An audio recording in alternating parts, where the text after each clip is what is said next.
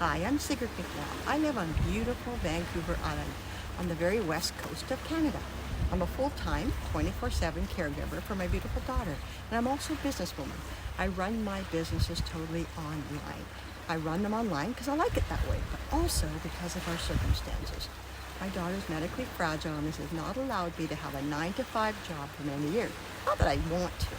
In fact, I left a very satisfying, high-paying job when my kids were very small babies. We have a full, often eventful life, like I'm sure most of you do. We spend a lot of time in nature. My daughter has her own horse and rides at least 4 to 5 times a week. Normally, that is. Last week, she broke her collarbone when she had a fall, not off her horse. So things have been pretty stressful trying to keep her shoulder immobilized with what goes on with her condition. Even without the broken collarbone, at any time of the day or night, life can change, so I'm on alert all of the time. For many years, I was run down physically, and that led to mentally as well. I used to beat myself up verbally with things like, am I really good enough for this? Or why can't I do more? I don't deserve this. How come she has more results than me? And who wants to listen to me anyways?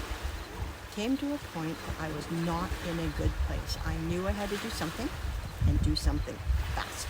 My daughter's really good at coming up with strategies for dealing with her everyday life. So we talked about how I could cope better and what kinds of simple things I could do every day to help me reduce my stress in only 5 minutes.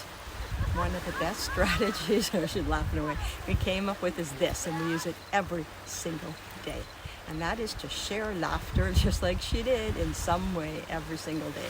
Sharing laughter adds joy, helps unite people during difficult times.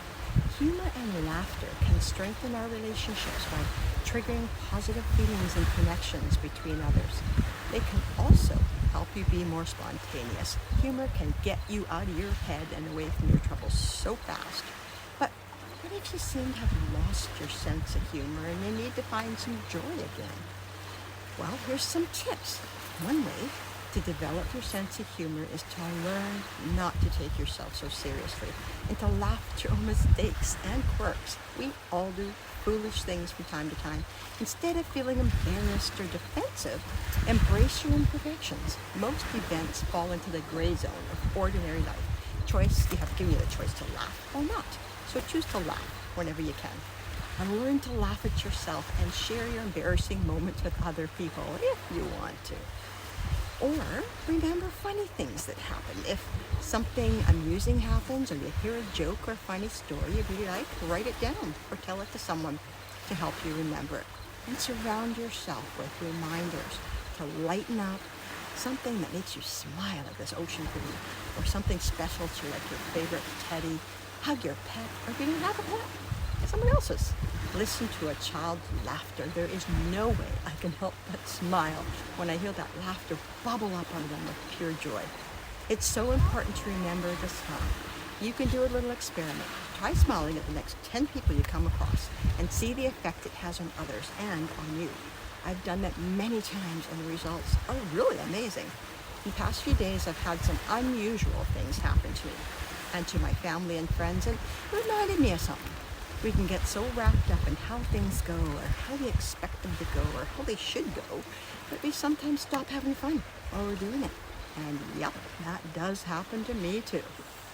There's always things that come up when we least expect them, right? Things in our daily lives, to those we know, to those we love, even to our furry friends. When they do, I use the smile strategy, and almost 100% of the time, it gets me right back on track. Another strategy we use is to take time for yourself. I know that sometimes I get so busy with everyday life that it almost seems like I forget to even breathe. How about you? Breathe. You can't give people your full energy if you don't have it to give. So what to do? I'm blessed that because I live on an island, I'm never far from a beach like this. I like to just be. My toes in the warm sand, smelling the salt air, hearing the seagulls calling away. If you're not near a beach like me, being near any kind of water helps. Streams, creeks, rivers, a fountain, or even just being in the shower. I get some of my very best ideas in the shower.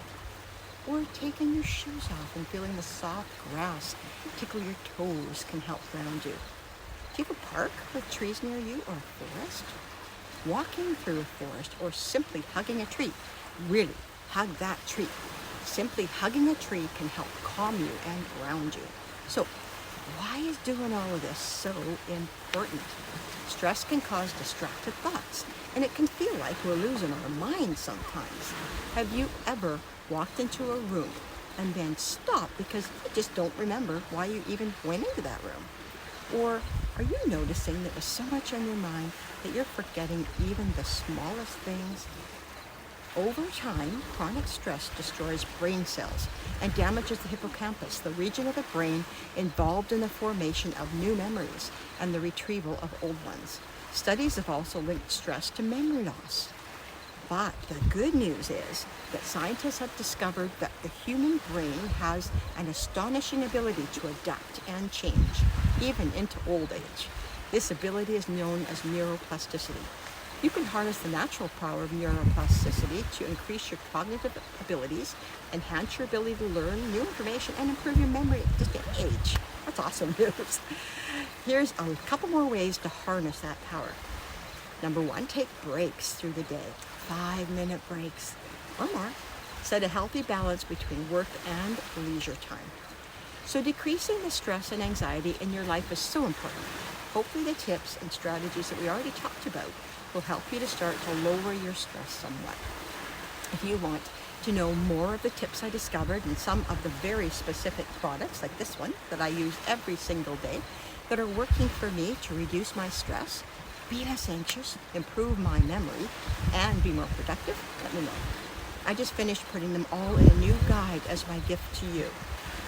There's some really easy, effective ways to take back control of your mind and of your life. And let's not forget about self-love and self-acceptance. Self-love is so important. Try to remember not to be so hard on yourself. That was really hard for me. Love yourself for who you are. Just your being is important. Do things that make you feel better and do not settle for toxic environments. Self-acceptance is learning to live with yourself and with all that you are. We are all humans, and it's okay if at the end of the day we're not perfect. Accept yourself for who you are and be real proud of it. You deserve to be happy every single day, and you deserve all the happiness in the world. See you again soon, and remember to smile.